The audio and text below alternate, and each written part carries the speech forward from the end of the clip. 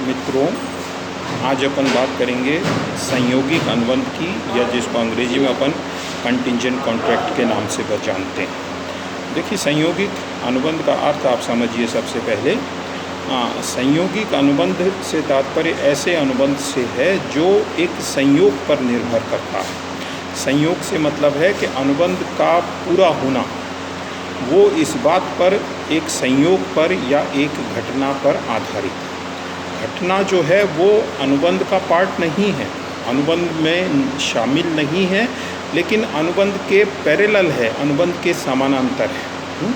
तो घटना के घटित होने या न होने पर अगर किसी अनुबंध का निष्पादन निर्भर करता है तो उसे अपन संयोगिक अनुबंध के नाम से या कंटिंजेंट कॉन्ट्रैक्ट के नाम से जानते हैं।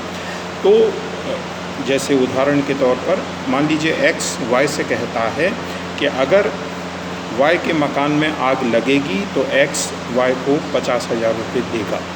तो देखिए, अनुबंध तो क्या है x और y के बीच में कि x y को 50,000 रुपये देगा, लेकिन ये देना या न देना इस बात पर निर्भर है कि y के मकान में आग लगती है या नहीं लगती है। तो ये एक संयोगिक अनुबंध है। तो संयोगिक अनुबंध का ये मीनिंग हुआ, ये इसका अर्थ हुआ।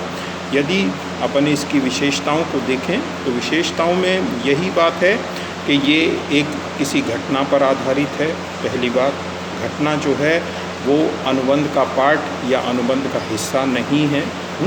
घटना किसी पक्षकार की इच्छा या नियंत्रण पर निर्भर नहीं करती है, यानी घटना का घटित होना या न होना ये पूरी तरह से एक संयोग है, एक चांस है, हो भी सकता है और नहीं भी।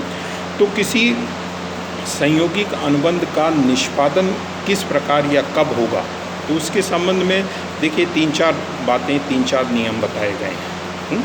जैसे पहला बताया गया है कि किसी घटना के घटित होने पर निष्पादन। तो इसका मतलब ये है कि जो दो पक्षकारों के बीच में अनुबंध हुआ है उसका निष्पादन उसी समय होगा जब वो घटना घटित हो जाएगी, यानी जब तक घटना घटित नहीं होती है अनुबंध का निष्पादन नहीं होगा। दूसरा है किसी घटना के घटित न होने पर निष्पादन। इसका मतलब ये है कि जब तक घटना के घटित होने की पॉसिबिलिटी है, संभावना है, अनुबंध का निष्पादन नहीं होगा। यानी जब उसके घटित होने की संभावना पूरी तरह से समाप्त हो जाएगी कि अब घटना का घटित होना संभव नहीं है, अनुबंध का निष्पादन उसी समय होगा।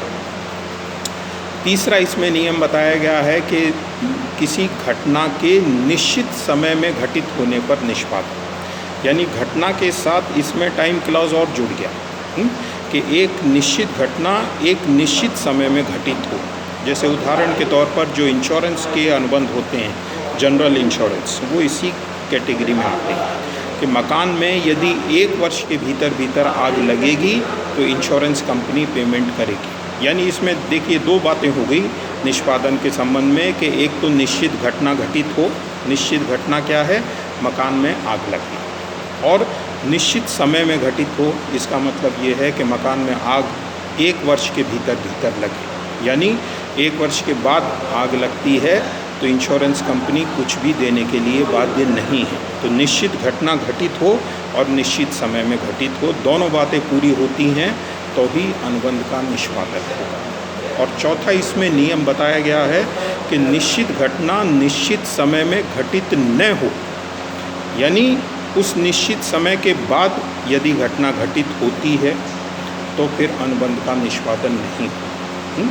तो उसमें टाइम क्लॉज और जुड़ा हुआ है कि एक विशिष्ट घटना या एक खास घटना एक निश्चित समय में घटित नहीं होनी चाहिए, उसके बाद में घटित होती है या नहीं होती है उससे अपना कोई लेन देन नहीं है। केवल हमारा लेन देन इस बात से है कि वो उस निश्चित समय में घटित नहीं। तो ये 3-4 बातें हैं जिसके आधार पर किसी संयोगिक अनुबंध का जो है वो निष्पादन निर्भर करता है। संयोगिक अनुबंध जो है इसको हमें जुआ नहीं मानना चाहिए, ये जुए से अलग है, भिन्न है। हालांकि जुआ जो है वो भी किसी घटना पर आधारित है, वहाँ तक तो एक कॉमन बात है दोनों में, लेकिन जुआ जो है वो लीगल नहीं है, वैधानिक नहीं है। संयोगिक अनुबंध जो है ये वैधानिक होता है। जुए में पक्षकारों की हार या जीत है, यहाँ पर पक्षकारों की हार या जीत जैसी कोई बात नहीं। ये संयोगिक अनुबंध वैध है और जुए का अनुबंध जो है वो व्यर्थ की श्रेणी में आता है। तो ये इनके आपस के बेसिक अंतर हैं।